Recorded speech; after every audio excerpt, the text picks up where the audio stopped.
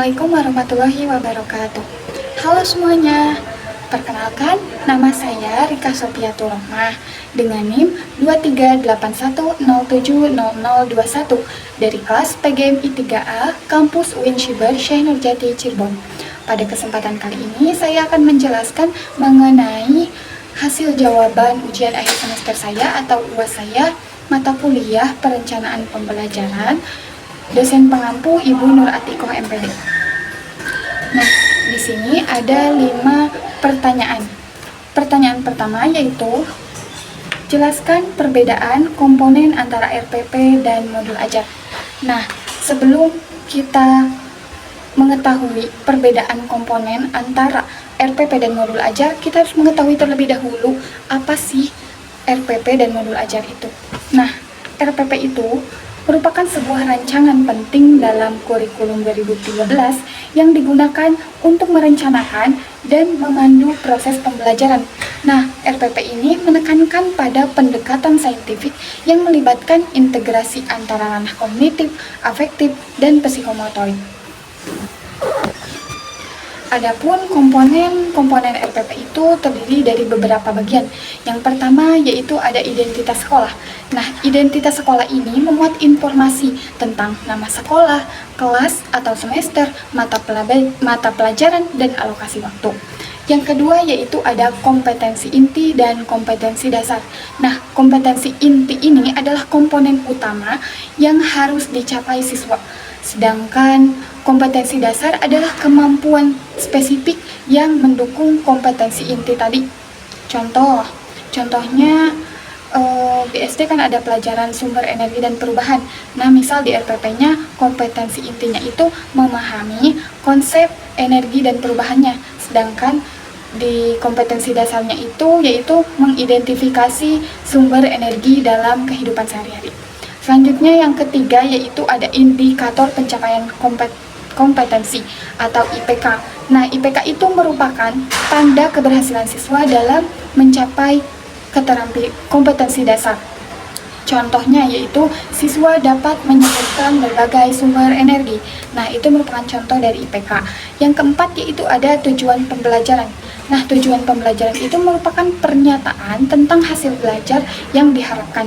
Contohnya yaitu siswa dapat menjelaskan contoh perubahan energi listrik menjadi energi panas melalui eksperimen. Yang kelima yaitu ada materi pelajaran. Tentu kita semua mengetahui apa materi pelajaran. Materi pelajaran itu merupakan pokok materi yang akan dipelajari. Contoh materi pelajarannya yaitu tentang energi dan sumber listriknya, seperti listrik, matahari, dan angin. Yang keenam yaitu ada metode pembelajaran. Nah, metode pembelajaran ini merupakan ketepatan pemilihan metode atau teknik yang digunakan untuk mencapai tujuan pembelajaran. Contoh ada metode eksperimen, ada metode kolaboratif, dan sebagainya. Dan yang ketujuh yaitu ada kegiatan pembelajaran. Kegiatan pembelajaran ini menggambarkan proses pembelajaran yang menggerakkan siswa untuk mencapai pembelajaran yang telah dirancang. Nah, kegiatan pembelajaran ini terdiri dari pendahuluan, kegiatan inti, dan penutup. Dan yang kedelapan yaitu ada media, alat, dan sumber belajar. Yang kesembilan yaitu ada penilaian atau instrumen yang digunakan untuk mengevaluasi hasil belajar dan mungkin itu mengenai RPP. Selanjutnya tentang modul ajar. Modul ajar itu apa sih? Modul ajar itu merupakan perencanaan pembelajaran dalam kurikulum merdeka yang menggantikan RPP. Nah, modul ajar ini mengintegrasikan nilai-nilai profil Pancasila. Komponen-komponen modul ajar ini hampir sama dengan RPP, tapi dalam modul ajar ini lebih spesifik, lebih komprehensif. Nah, di mana komponennya itu terdiri dari beberapa bagian. Yang pertama yaitu ada informasi umum. Nah, informasi umum ini terdiri dari identitas penulis modul, kompetensi awal atau pemahaman awal siswa tentang materi yang akan dipelajari. Terus ada profil Pancasila. Nah, profil bedanya itu salah satunya antara RPP dan modul ajar itu adalah profil Pancasila. dalam modul ajar itu ada profil Pancasila, di mana pembelajaran itu harus mendukung kepada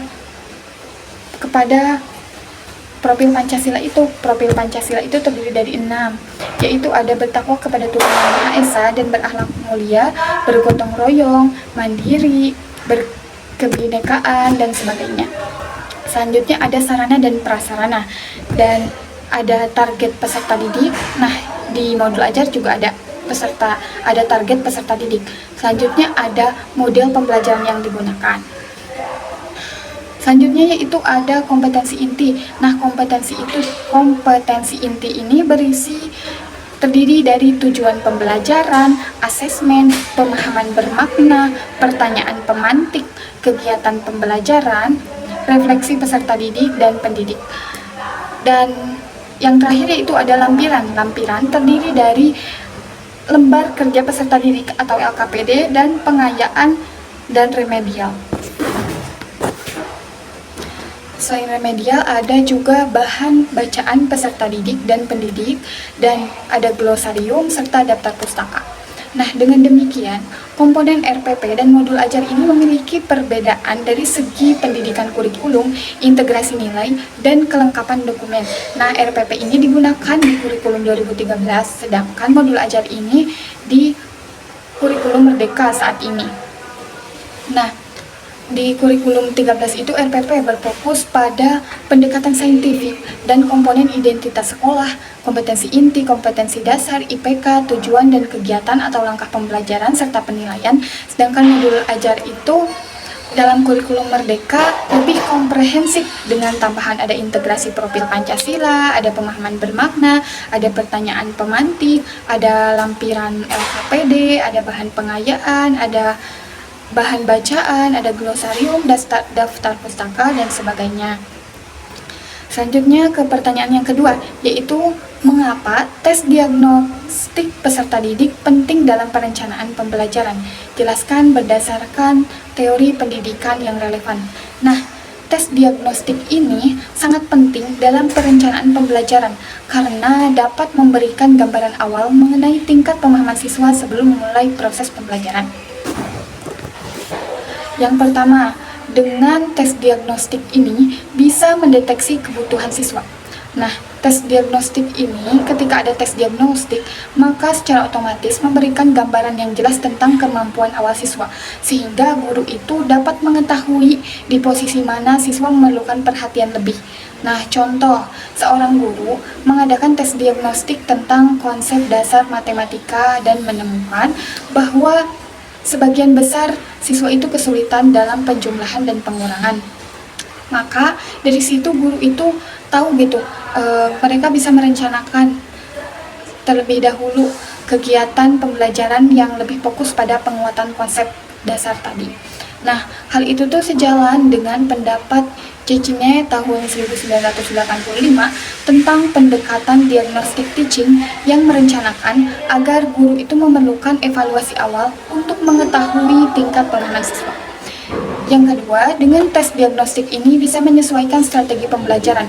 Nah, hasil tes diagnostik memungkinkan guru untuk mengadaptasi strategi pembelajaran yang lebih tepat untuk siswa. Misal, jika hasil tes menunjukkan bahwa beberapa siswa memiliki pemahaman yang kuat tentang konsep energi tetapi kesulitan dengan menerapkan konsep dalam kehidupan nyata, maka guru dapat menggunakan strategi supaya siswa tersebut bisa mengaplikasikan, menerapkan tentang pemahaman tersebut.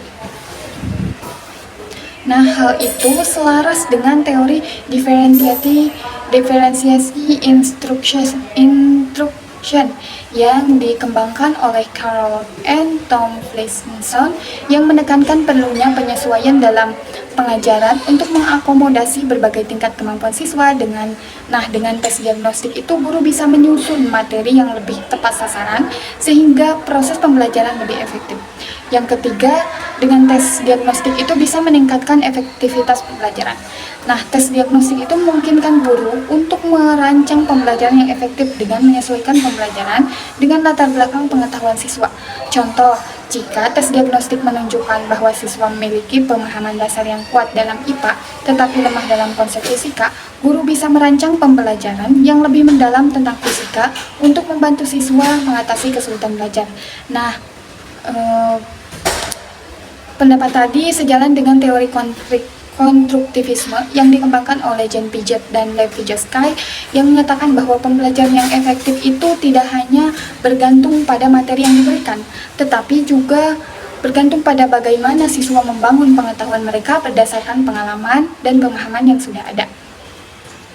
Nah, tes diagnostik ini memberikan pemahaman awal bagi guru untuk menyusun pembelajaran yang dapat menghubungkan pengetahuan sebelumnya dengan pengetahuan yang baru. Selanjutnya pertanyaan nomor 3, yaitu pertanyaannya tentang bagaimana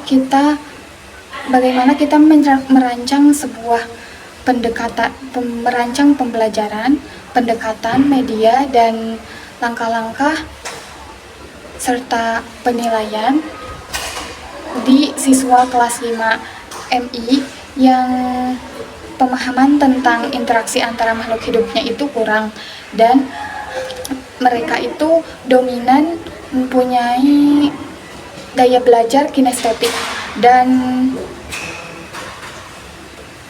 belajar kinestetik. Nah, menurut saya pendekatan pembelajaran berbasis proyek dan metode pembelajaran kooperatif sangat cocok untuk menghadapi tantangan tersebut. Mengapa demikian? Karena pendekatan pembelajaran proyek itu atau project based learning ini merupakan pendekatan yang menekankan pada pengembangan keterampilan berpikir kritis yang kreatif siswa melalui proyek yang relevan dengan kehidupan nyata mereka. Nah, pendekatan pembelajaran ini dapat membantu siswa untuk menghubungkan konsep ekosistem dengan pengalaman langsung. Misalnya, siswa dapat membuat model ekosistem dan melakukan observasi di lingkungan sekitar untuk memahami interaksi antara makhluk hidup. Dan metode kooperatif itu menurut saya juga merupakan metode yang efektif karena metode kooperatif itu kan sebuah strategi, sebuah taktik yang dilakukan guru untuk melakukan pembelajaran dengan proses yang melibatkan siswa secara berkelompok dalam kelompok yang kecil. Nah, hal itu tuh sangat mendukung untuk siswa dengan gaya belajar kinestetik karena dalam kooperatif itu menekankan pada keterampilan bekerja sama, interaksi fisik. Mohon maaf sebelumnya, maksudnya metode kooperatif ini sangat cocok untuk siswa dengan gaya belajar kinestetik karena cenderung belajar lebih efektif melalui aktivitas fisik dan interaksi langsung. Nah, dalam pembelajaran kooperatif ini, siswa dengan gaya belajar kinestetik umumnya semuanya dapat terlibat aktif dalam diskusi kelompok, simulasi, dan kegiatan pembelajaran. Hal itu selanjutnya ada langkah-langkah pembelajaran sesuai model dan metode yang digunakan. Langkah-langkahnya terdiri dari pendahuluan. Pendahuluan biasa guru mengucapkan salam, selanjutnya guru memeriksa kehadiran, guru menanyakan dulu pertanyaan pemantik, guru setelah itu langsung ke intinya yaitu terdiri karena tadi metode kooperatif dan pembelajaran project based learning yaitu terdiri dari mengamati, dari menanya, mencoba, menalar, dan yang terakhir yaitu kegiatan pembelajarannya penutup. Nah, selanjutnya ada media yang digunakan untuk dalam kasus tersebut menurut saya yaitu media visualisasi seperti gambar berbagai macam ekosistem seperti sungai, hutan, padang pasir, dan atau laut. Tapi karena tadi kan akses ke teknologinya terbatas, jadi bisa dengan cara gambar tentang ekosistem dan sebagainya. Dan yang terakhir yaitu tentang penilaian pembelajaran. Penilaian pembelajaran dalam pembelajaran itu menurut saya terdiri dari dua, yaitu observasi dan penilaian sumatif. Observasi itu guru bisa mengamati partisipasi siswa selama diskusi kelompok karena tadi kan metodenya itu metode kolaboratif atau kooperatif, jadi dilihat dari sana, dan penilaian sumatif dilihat dari tes singkat tentang pemahaman siswa dan bekerja dalam kelompok.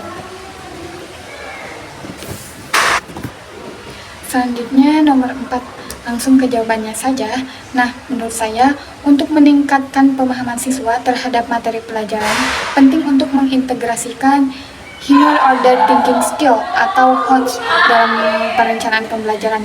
Nah, HOTS ini mencakup keterampilan berpikir kritis atau berpikir tingkat tinggi, seperti analisis, sintetis, evaluasi, dan kreasi yang mendorong siswa untuk berpikir kritis dan kreatif. Nah, menurut Zubaidah tahun 2020, HOTS ini mendorong siswa untuk berpikir secara mendalam dan kompleks tentang suatu masalah, bukan hanya mengingat informasi.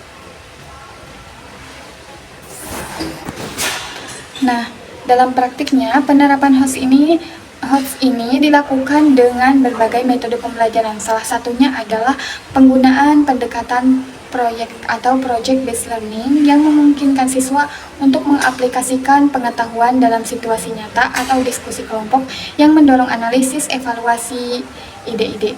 Nah, pembelajaran berbasis HOTS ini bertujuan untuk meningkatkan kualitas pembelajaran dan lulusan dengan mengembangkan keterampilan berpikir tingkat tinggi yang dapat diterapkan dalam berbagai konteks kehidupan. Selain itu, HOTS ini menilai kemampuan analisis, evaluasi, dan kreasi siswa dapat digunakan untuk mengukur pemahaman mendalam terhadap materi. Nah, dengan mengintegrasikan HOTS dalam perencanaan pembelajaran, diharapkan siswa tidak hanya menghafal informasi, tetapi juga siswa itu mampu memahami, menganalisis, dan mengaplikasikan pengetahuan dalam berbagai konteks kehidupan mereka. Selanjutnya, pertanyaan yang terakhir yaitu tentang sebutkan 3 kendala dalam mengintegrasikan nilai-nilai karakter dalam perencanaan pembelajaran. Nah, menurut saya dalam mengintegrasikan nilai-nilai karakter dalam perencanaan pembelajaran ini seringkali menghadirkan kendala utama. Salah satunya adalah kurangnya pemahaman guru tentang cara mengintegrasikan nilai karakter dalam proses pembelajaran. Nah, banyak siswa dan guru yang belum memiliki pengetahuan yang cukup mengenai cara efektif menyisipkan nilai karakter seperti disiplin, tanggung jawab, empati dalam pembelajaran yang mereka ajarkan. Nah, jadi untuk mengatasi masalah tersebut adalah dengan pelatihan dan workshop yang memfokuskan pada pengembangan keterampilan guru dalam mengintegrasikan karakter bisa membantu permasalahan yang tadi. Nah, selain itu, penyusunan modul ajar yang aplikatif juga bisa menjadi salah satu solusinya. Selanjutnya, kendala yang kedua yaitu adalah keterbatasan waktu dan kurikulum yang padat. Nah, keterbatasan waktu dan kurikulum yang padat ini seringkali membuat guru kesulitan untuk menemukan waktu untuk mengintegrasikan karakter tanpa mengganggu pencapaian kompetensi akademik. Nah, solusinya yaitu dengan menggunakan model pembelajaran langsung atau PBL dalam mengintegrasikan nilai-nilai karakter melalui kolaboratif dan proyek. Dan terakhir yaitu kendalanya itu adalah perbedaan latar belakang siswa dan cara mereka memahami serta mengaplikasikan nilai karakter juga menjadi tantangan yang perlu diatasi. Nah, untuk mengatasi hal itu, guru dapat menjadi teladan langsung dalam kehidupan sehari-hari, serta menerapkan diskusi kelas yang mengajak siswa berbagi pengalaman dan merefleksikan nilai-nilai karakter. Nah, pembelajaran sosial emosional yang melibatkan permainan peran atau simulasi situasi juga dapat membantu siswa memahami dan mengaplikasikan nilai-nilai karakter dalam kehidupan mereka. Nah, mungkin itu jawaban UAS dari saya. Kurang dan kurangnya mohon dimaafkan. Mohon maaf jika banyak kesalahannya. Sekian, wassalamualaikum warahmatullahi wabarakatuh.